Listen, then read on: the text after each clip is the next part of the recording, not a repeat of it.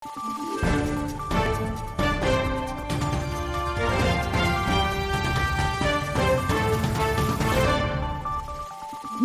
araw, Pilipinas! Ito ang Valiente News hatid sa inyo ng Office of the Vice President.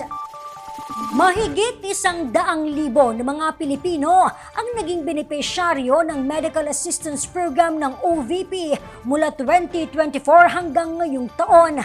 Ang pag-asang hatid ng programa sa mga kababayan nating higit na nangangailangan, alamin natin sa ulat ni Maribeth Adlawan.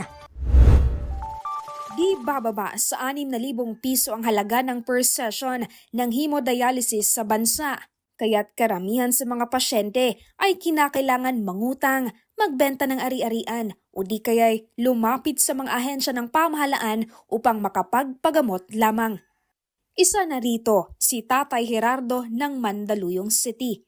Sabi ni Tatay, nalaman niya ang tungkol sa OVP Medical Assistance Program sa mismong mga kasamahan niya sa dialysis center, kung saan siya nagpapagamot. Tumungo ang tatay sa OVP sa Mandaluyong City upang ilapit ang kanyang kondisyon at makahingi ng libreng gamot. Agad naman na inasikaso ng tanggapan si Tatay Gerardo.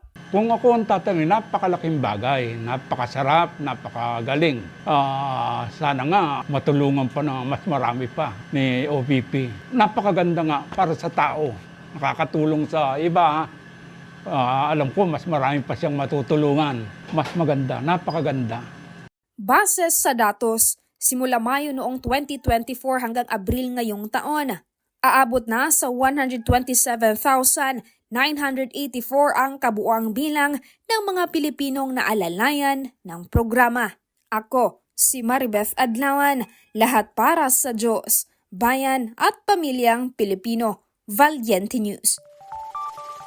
Abangan ang iba pang mga balita dito lamang sa Valiente News. Ako si Claudette Loreto para sa makabuluhan, naninindigan at matapang na mga ulat at impormasyon. Maraming salamat.